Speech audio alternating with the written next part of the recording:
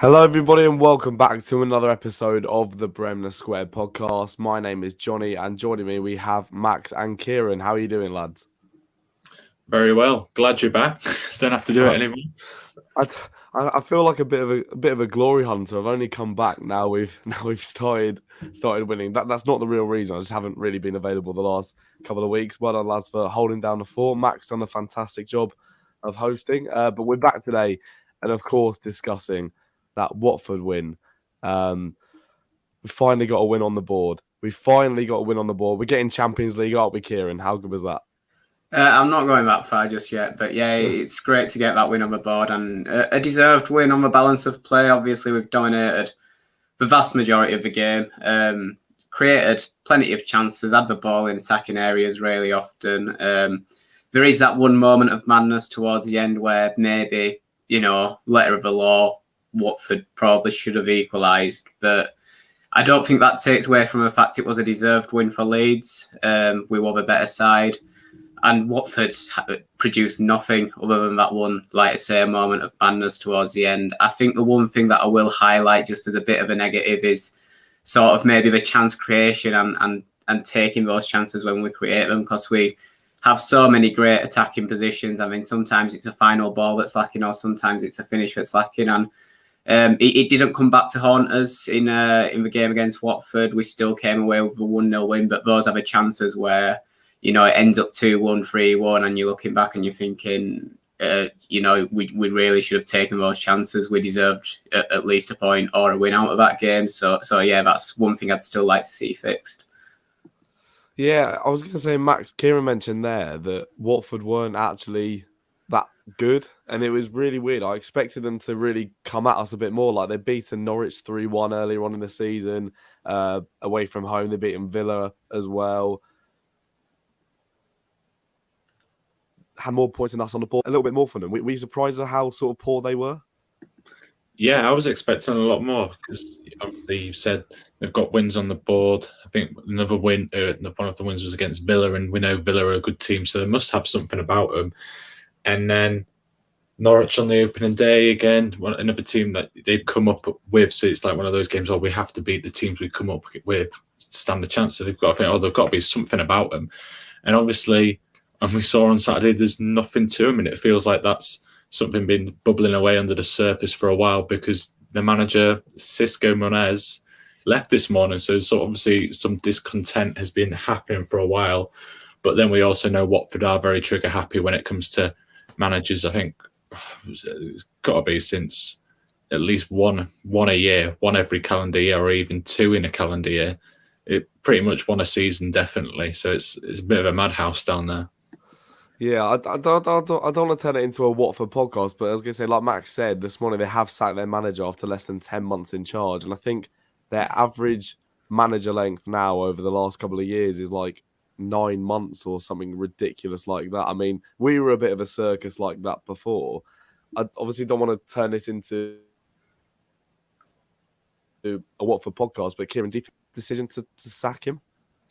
Well, no, I don't think it's the right decision to sack him. Obviously, I haven't seen enough of the games to really say that, to say what their performances were like. But a club never thrives with that level of instability. In fact, it's surprising how well they're doing returning to the Premier League with that level of instability. I think we've seen it as Leeds fans when Chelino was in charge and, the squad wasn't good enough and the players were chopping and changing all the time. But the main thing was, like, managers didn't know whether they were coming or going. And I think, maybe the only season under Chelino where the manager that started the season, ended the season, was when Gary Monk was in charge and we challenged for the playoffs that season. We're unlucky to not get in the playoffs. The club doesn't thrive with that level of instability. And if anything, Watford are overperforming maybe because the owners, despite how trigger happy they are, they've got a fair bit of money, so they can put together a decent squad that can just about drag themselves through despite the owners.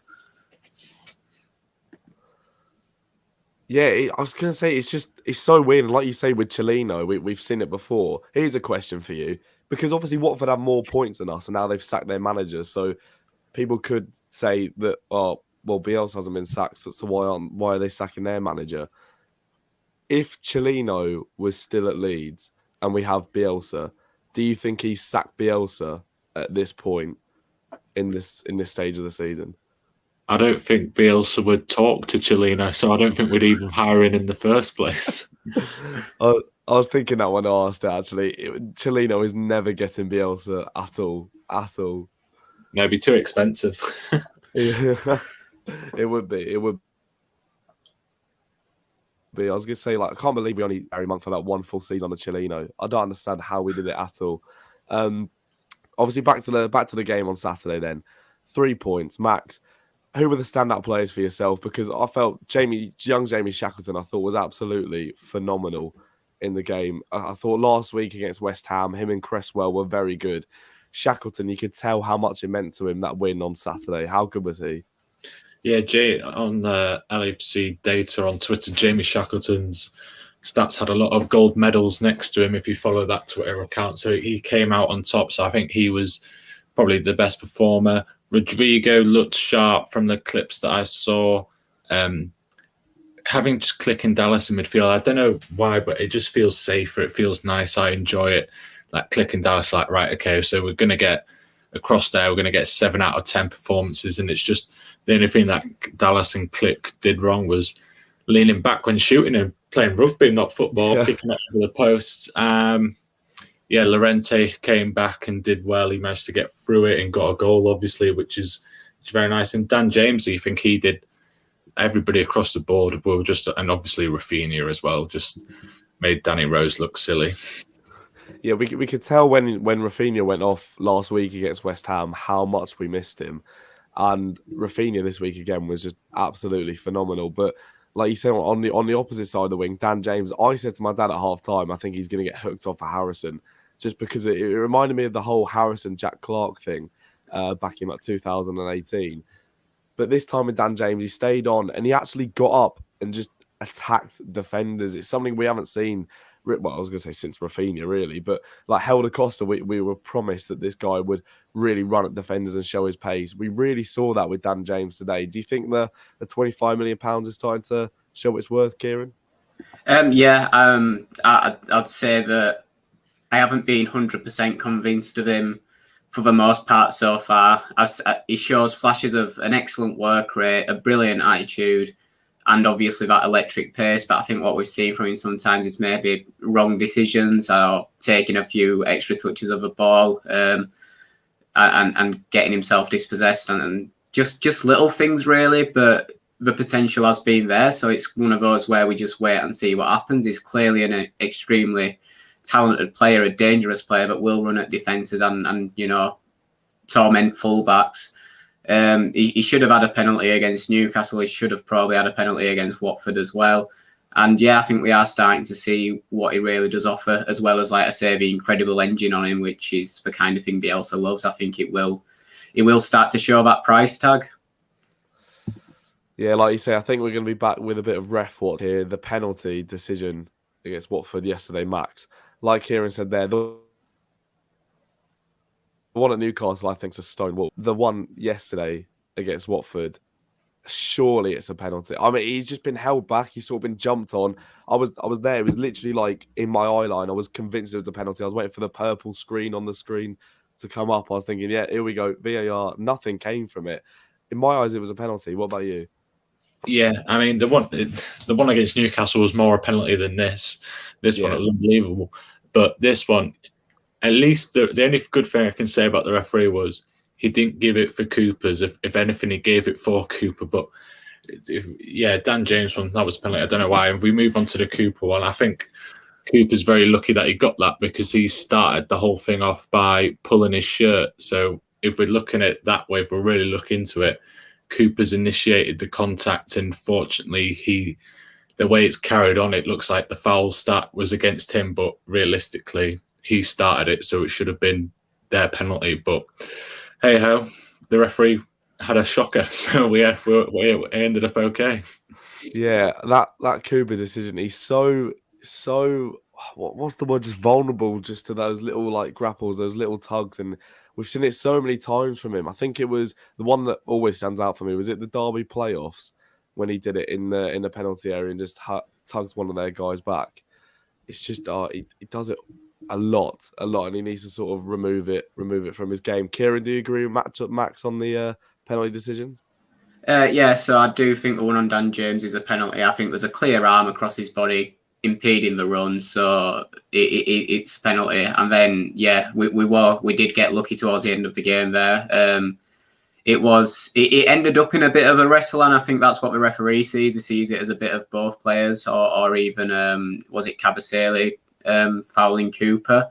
But it's Cooper who initiates the contact. I think it is Kabasele, isn't it? Initially gets a run on him, and he just has a little tug back, catches up to him. They have a bit of a wrestle.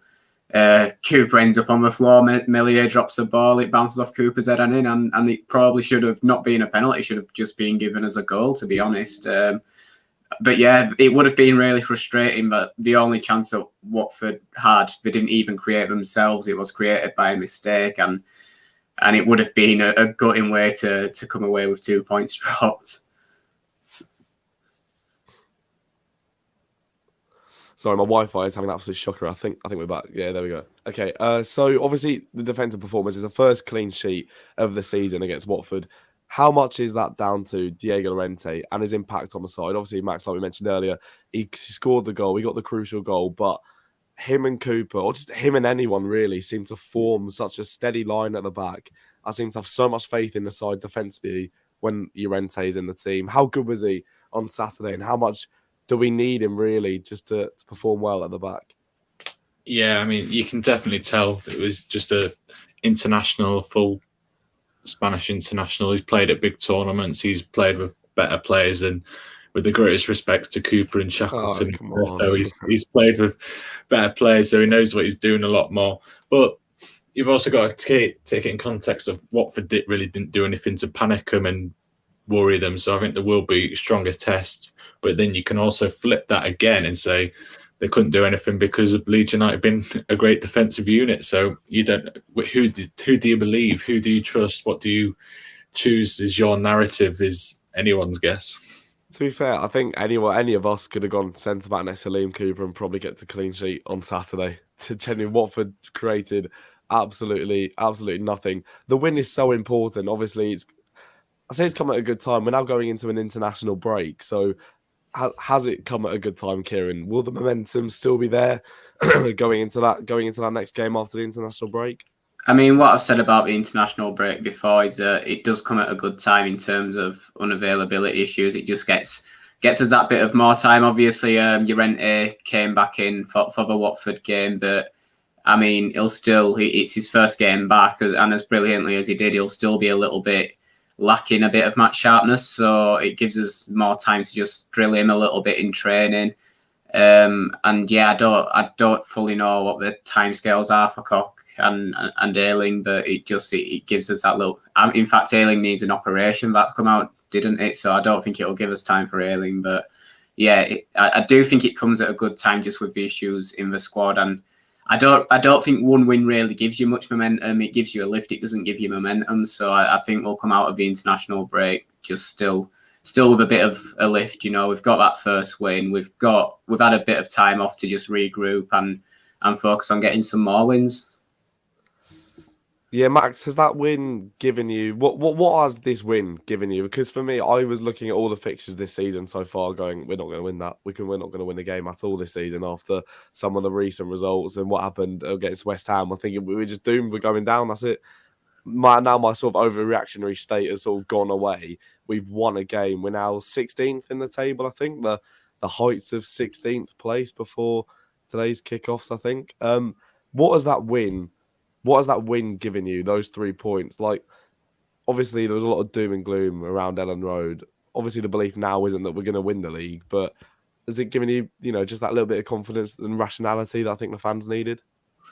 Well, it just shows you're an incredibly fickle man there, Johnny. No, I think, look, I wasn't all depressed. We're only just in October. Season finishes in May. You don't need to start worrying about wins and losses until about February, March time. But the way Leeds were playing, and we just knew sorry to sound like Liverpool of last season, we had no defenders, so that was a bit of a problem. So yeah, that doesn't help. Performances were there. We're playing against tough teams, against Man United.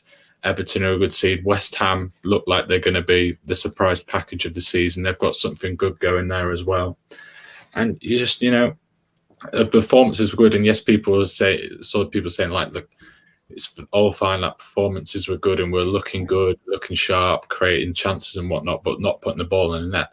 Eventually, it will click. And today, it slipped into gear. Yesterday, it slipped into gear. We got the goal, managed to stay ahead. Yes, fortune was on our side with the referee. A few of the referees' decisions concerning Watford's penalty/goal. But we could have got a penalty and made it 2-0. So all we need now is we're looking up. We're on the up.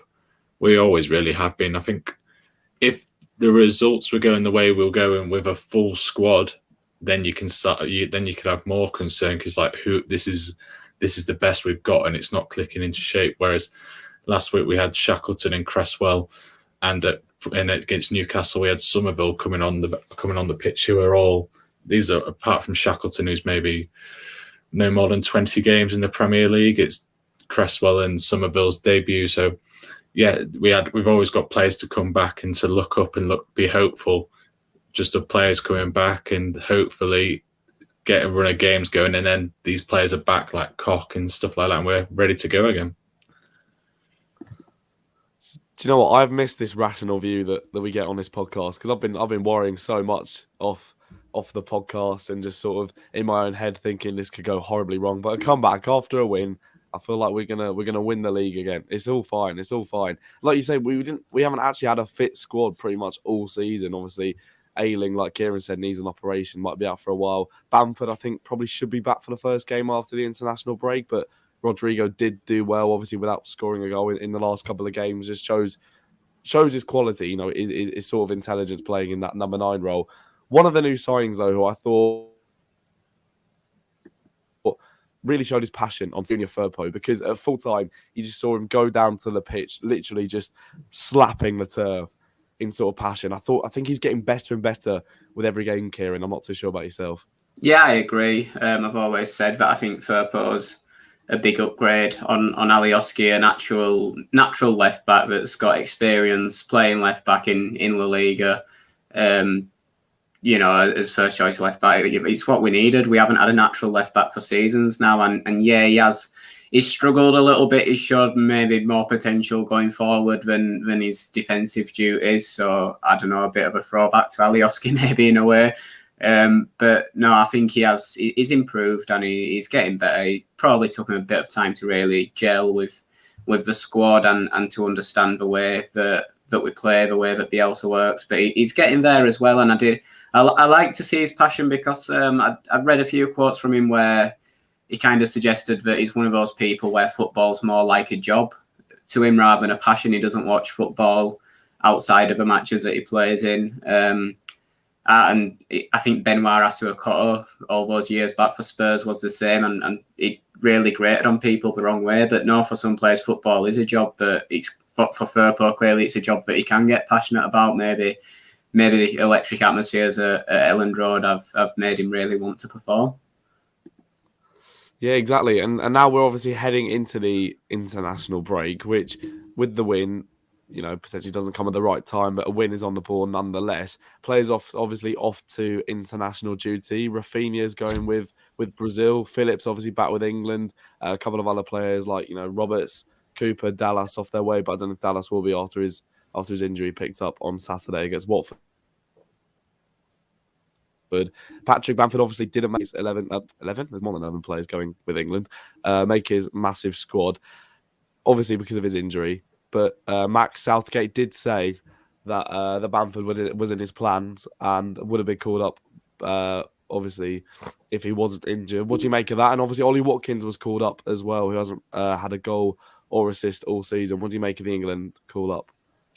Well, it's a case of who else is there, really. I imagine there's only Watkins, and I don't know if Danny Ings is available or fit, or maybe he just sort of sees Danny Ings as, look, he's in his 30s now. I'm trying to kind of build something for the future. I'd rather have younger players like Ollie Watkins around so they can learn. But yeah, Bamford against Andorra, it was a bit harsh. It was difficult against Andorra because he wasn't playing with the full sort of, you couldn't really see what they were doing because Andorra just sort of put 10 men behind the ball, sat on the edge of the penalty area, and England really weren't that creative in getting something to him. So that was an unfortunate card to be dealt with. Although you would have liked to have played against Andorra, it's just the whole team was just a bit sideways that game. But yeah, it's good for us, good for Leeds, good for Bamford that he's playing for England.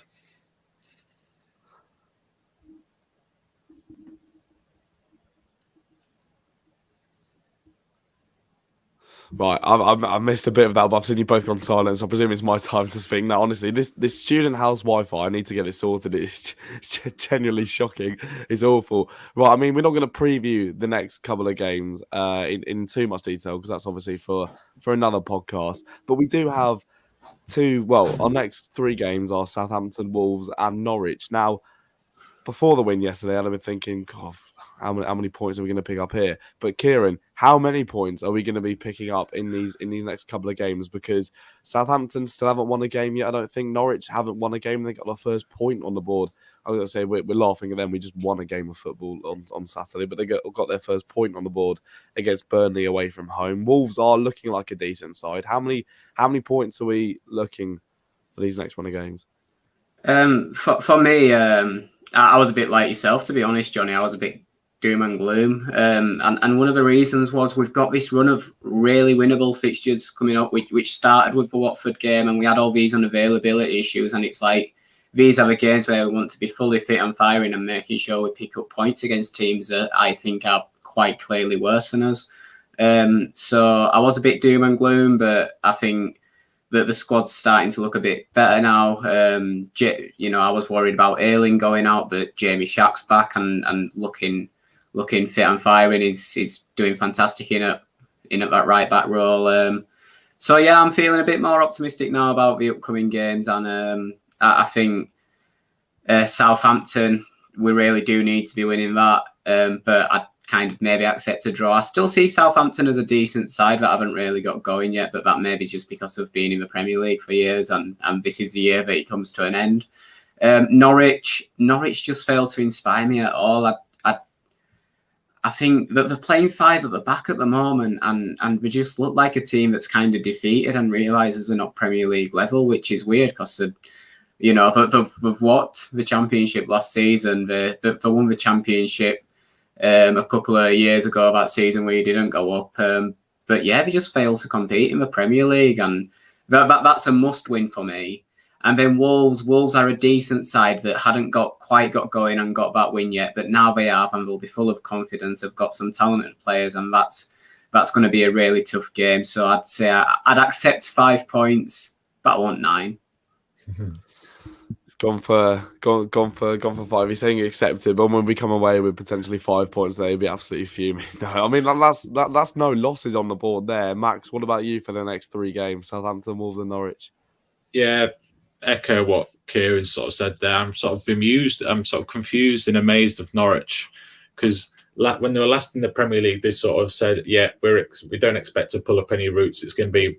If we go down and come back up, it's the second season. It should be this season when they're going to come back and all firing. They got a load of money. Villa bought one of their players for like 30 mil. And it's just like, what are they even doing? What's the point? They don't seem to try. They might have put too much loyalty in this manager. It's like it's just crazy. They need to, I think for the good of Norwich, they need to get rid of him and start doing something else, or at least him needs to change his theory because it obviously ain't working. I haven't watched Norwich this season because I just know it's going to be a dull game. Like Norwich 0-0 against Burnley, I don't think I could picture a worse, more boring game to go waste a trip to whoever home ground it was at to go. But yeah, I'm thinking 6 points, 2 wins out of 3. Well, and then to beat Arsenal in the cup as well. Have you seen we've had a reduced capacity on that because of the fans used their legs in the last cup game that Yeah, so it's presumably been with the cup game that we short. yeah, How it that was worked. the FA Cup game, I think, with the third round when Robbie Gotts finally got this. Robbie Gotts, yeah. Just that Robbie Gotts game, really, isn't it? Yeah. But it's been cut from 8,000 to 5,250 because of persistent standing. So we're just going to have, I think, the lower pen. We're not going to have like the balcony or the upper stand bit. So it's just going to have that lower pen, which is mental because the Emirates isn't going to sell out for that game anyway. So you might as well try to get as many Leeds fans as you can in because Leeds fans will come and take it. It'll be that standard bit where there'll be loads of Leeds fans in the home end anyway. I mean, we will sell out obviously, and we'll probably have a lot of fans in the Emirates as well. I haven't actually managed to ask you guys what you made of the draw in the cup. Are you happy with Arsenal, Kieran? I think I'd like Bielsa to kind of get the balance of the team the same as he did last time, with a mix of senior players and giving the young ones a try. I'm sure that Arsenal will play quite a rotated team, at least semi-rotated, maybe fully rotated, and I think we can compete. I think a slightly rotated Leeds can compete with at least slightly rotated Arsenal. So an interesting draw, an interesting game, and I think we have actually got a chance. Yeah, quite happy with the team. Just would have obviously preferred it at home. Yeah, exactly. I mean, it's the Ben White derby again, isn't it? I wonder if Mikel Arteta Bring it home. Yeah, this is Looks the bit like where we we convince him. Do we actually need him? Do we actually want him anymore? I don't know. I don't know. All this kind of like, I want Ben White. I'm kind of like, well, Diego Llorente, I'm happy with. Pascal Straug, I like. And Liam Cooper is doing very well at the moment. Robin Koch just isn't here. I'm convinced he's a hologram. Yeah. I don't think he actually exists. You know, I'm happy with the people that we have. Charlie Cresswell's a very good player. So that's my footballing analysis on our centre-back stance at the moment. So we don't need Ben White. But I wish him all the best because he's got another clean sheet for Arsenal yesterday, and I really miss him. You mentioned that Daniel Farke, you know, he's only on your passionate rant about how bad Norwich City are. That the Norwich City have only accumulated 1 point, and that I'm pretty sure before that 1 point, if you included their run in the last time they were in the Premier League, and this time that they went like 15 games without a win or something. I mean, they're still on that run because they haven't actually won. If you're the Watford manager, his name's sort of. How fuming are you right now that Daniel Farke is still in a job after accumulating 1 point this season, and that you've just been sacked after where are they, like 12th, 13th in the table with 7 points? Like how fuming are you as that Watford manager? Yeah, I'll be pretty depressed given that I'm just looking at the table. Norwich got relegated on. They only won 5 games all season, and he's come back and he still hasn't won a game yet. So that's pretty depressing stuff. Reading that the bloke's literally losing more games than he's winning, and he's still happy and quite comfortable in his job. I don't understand how he's. I mean, you know, he's loyal to him. And I guess it's a bit like Bielsa with us. You know, we haven't won a game until Saturday, and people are probably like, "Oh, well, would you want to change it up?" No, stick with Bielsa. That's probably what Norwich are like with Daniel Farke. But I don't know if you can hold Farke in the same Bielsa's regard. got a bit of credit in the bank. Yeah. Well, to be fair, Farke has done like back-to-back promotions from Premier League to Championship to Premier League, but just never done it. I'm pretty sure they're only signing the first time up with Sam. Let me narrow it down a bit more. He's got Premier League credit in the bank, not just general football and happiness. Yeah, that's true. He has won 5 games in the Premier League. That is ridiculous, by the way, 5 games. I mean, we have only won 1 ourselves so far this season, but we'll be there come the end of the season. I'm sure of it. Good quick question, because obviously on those debates, I've realised the name Shackleton and Ayling popping up. Kieran, do you think when Ayling comes back to full fitness, obviously Bielsa likes his loyalties and obviously he likes Luke Ayling, do you think he'll start him straight away, or do you think he's actually got to prove himself to get back in ahead of Jamie Shackleton? Well, Luke Ayling wasn't having a great start to this season, was he? He struggled to really hit the heights that it did last season, and I don't know whether he's been carrying a bit of something since the start of the season, whether he's never been fully fit, because it was weird how much his level of performance dropped. Shackleton he's got the energy to just run all day. is actually quite rapid as well, and he also seems to have a great footballing brain. His anticipation was fantastic. He's just seems to know where those attacks were coming from and where to be to break them down. And to say that he was, I think, in the academy quite an attacking midfielder, that's quite strange, just how brilliant he is defensively. So yeah, I do think Ayling's got a job to get back in the team, but I also think I'd like to see Shackleton in other positions. I would like to see him in midfield as well, and I think I do see him maybe quite similar to Stewie Dallas, who's filled in at both sides of fullback before and fantastic in those positions, but he's also last season was brilliant higher up the pitch in midfield. I'd see Shackleton as maybe a bit of a successor to Dallas, and I'd like to see him higher up the pitch as well. Yeah, the Leeds-born Stuart Dallas there. Obviously, you know, Jamie Shackleton, this is the thing, he does remind me a lot of Stuart Dallas, sort of right back, because he has been played in central midfield as well, and he does have a lot of energy in him, like you say, Kieran, in the youth academy. I'm pretty sure he was as an attacking midfielder. Max, does Ayling come back into the side for you? Yeah, I think so. I think he's just got that defensive nous, and then he's just, like you said before, he is... Bielsa is loyal to his players and he likes them, but it's not the only one you could really use is like Kiko and Meslier. When Kiko went away for those 8 games and Meslier came in and just made the role his own, absolute, like, you'd be stupid not to put Kiko back in there. I don't think Ayling was in that bad a form or fought off so badly before he had this injury, so I think he will come back, and it's not. Obviously, we want to see Shackleton play more. He's a Leeds player, Leeds born, and all of that. But I think Ayling still will come back into it, and he's vice captain as well, so he can sort of pull rank on young Jamie. Yeah, Luke Ayling, if you are listening, Leeds fans do not hold you in the same regard as Kiko Casilla. Don't worry. We don't think of you in the same bracket. Don't worry, Luke. Don't worry. He's not that bad. No, but I do know what you mean. It's a weird decision because Shackleton has been doing so well, and like Kieran said, Ayling didn't actually start the season too well. He was one of the players that people were like, well, should he be dropped? Should we give Shackleton a chance? And now he's been given that chance, fortunate or not. He's taking it with open arms, and be interesting to see who Bielsa's loyalties. We won't go into too much details into the other games. We've had a look and delved. Kieran will be happy with 5 points in the next 3 games. Hopefully, we can use this Watford win now to push on after the next couple of weeks. How boring is the international break, though? I can't stand it. I cannot stand it. I don't know about you guys.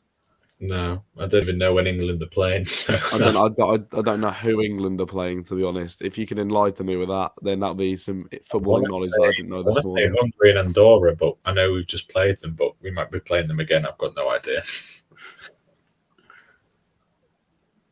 Is it World Cup qualifying? Is it Euro qualifying? Yeah, it's they haven't got any friendlies, so it's just qualifying. Well, at least it's something, important. Get us to that World Cup in whatever World Cup it is. Is it the 2020? It can't be the 2022 qualifiers, can it? Yeah, it is. Oh, is it? Oh, well, that's how much I know about England international football. And then I'm a plastic fan when the Euros come around. I'm crying when we're out of the Euros and the World Cup. I do not care about these